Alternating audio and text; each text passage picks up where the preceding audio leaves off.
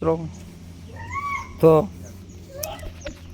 વાત એક યુવાનોને જગાડવા માટે, યુવાનોને પ્રેરિત કરવા માટે મારા ગામના નહીં, પૂરા ગુજરાતના, ભારતના યુવાનો જે મને દેખીને કંઈ નવું કરવા માગે છે એમના માટે, જે દરેક યુવાનને મગજમાં કંઈક છે એવું કે રાજકારણમાં એનો રસ છે પણ ગરીબ છે, પૈસા વગરનો છે, તો એને પણ આવું છે આ ફિલ્ડમાં, પણ ડર છે કે આપણું કામ નહીં, આ મોટા લોકોનું કામ, પૈસાવાળાનું કામ, આટલો ખર્ચો લાગે, આટલું કરી શકાય, આવું થઈ શકે ના.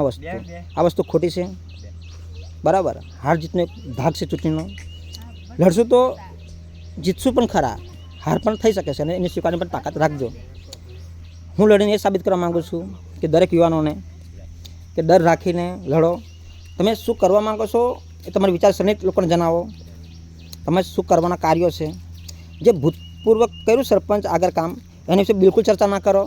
એ ભૂતકાળ બની જશે, એમાં ડિપેન્ડન્ટ સંબંધો બગડશે, તિરાડ પડશે, એમાં આપણે પડવા માંગતા બિલકુલ નથી. પણ જો તમે ભવિષ્ય બનો તો શું કરવા માગો છો અને શું કરશો, બસ એ જણાવજો તો તમને મજા આવશે. જો તમારી વિચારસરણી સારી હશે તો તમે લોકોને માનતા હશો તો તમને માનતા થશે. થોડીક એક સમય એવો આવશે લોકો તમને તૈયારીમાં ના ઓળખી શકે, પણ ધીરે ધીરે લોકો તમને બધા ઓળખી જશે. તો સપનું તમારું હશે તો આ પૂર્ણ થઈ શકે છે. એક ટ્રાય, બે ટ્રાય, ત્રીજા ટ્રાય તો 500 વિશ્વાસ મને ખુદ પર છે અને એ છે. અત્યારે મેં ફર્સ્ટ ચૂંટણી લડી રહ્યો છું એટલે એક્સપિરિયન્સ તો નથી, પણ વાતો છે દિલની. એક વાત કહેવત છે ને કે રંગ તેવો સંગ, જેવા સાથે ફરો તેવા વિચારો આવે. હા ભાઈ, મહીપતસિંહના ફેન ટચમાં રહીએ છીએ તો વિચારો તો મહીપતસિંહના હશે. જાતે ફિલિંગ થાય છે જાણે હું મહીપતસિંહ હોઉં. હા છું જ, ગામ લોકોને ખબર છે આપણા તેવર. બરાબર, તો ગુજરાતના તમામ યુવાનો ભાગ લે, ડર્યા વગર. ચૂંટણી પૈસાથી નથી જીતી શકાતી, ચૂંટણી દિલથી જીતી શકાય છે.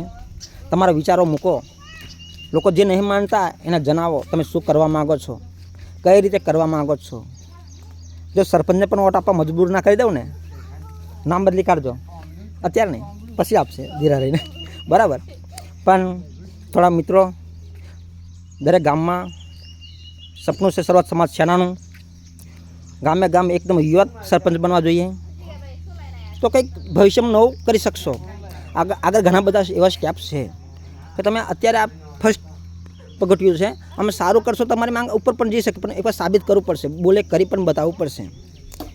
તો દરેક મિત્રોને કહું છું, યુવાનો ભાગ લે, હારનો ડર કાઢીને બહાર.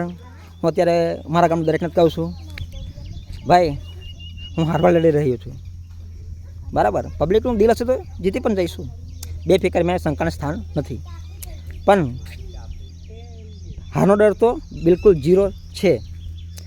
હું સરપંચને ઘરે પણ પ્રચાર કરીને આવ્યો છું, એમના ઘરે બેઠો છું મેં. એમણે પણ કીધું વોટ આપજો. આપણી આજે ફરજ છે વોટ માગવાની, એમની ફરજ છે વોટ આપવાની. વોટ તો ખરેખર ગુપ્ત રાખવાનો, ફાવે એને આપવાનો, તો દિલ કહે એને, કોઈના કહેવાથી નહીં કે ના પૈસાથી વોટ કોટરથી. બસ વોટ તો તમારા દિલથી તમારે જ આપવાનો, ફાવે એને આપવાનો. બરાબર, તો વાણીને વિરામ મૂકું છું. ભારત માતા કી જય, વંદે માતરમ. અને યુવાનો થોડા જાગજો, મોકો તમારા હાથમાં જ છે. હું યુવાનોનો આદર્શ બનવા માગું છું કે હું જો જીતી ગયો ને તો મને ભરને ઘણા ગુજરાતના યુવાનો જાગશે, ગામે ગામ સરપંચ યુવા થશે. આપણું લક્ષ્ય એક જ છે, મેં પછી ચૌહાણનું મારું પણ, કે ગામમાં તો સરપંચ યુવા થવા જોઈએ, કે નાનો મોટો માણસ સીધી વાત કરી શકે. મોટા માણસો બને તો આપણે બોલવામાં વિચાર કરવો પડે, આપણું માન આપે ના આપે. આપણે તો બસ ઝીરો લેવલના માણસ, એ નાનો માણસ પણ વાત કરી શકે, મોટો માણસ પણ વાત કરી શકે. તો ચાલો, ભારત માતા કી જય, વંદે માતરમ.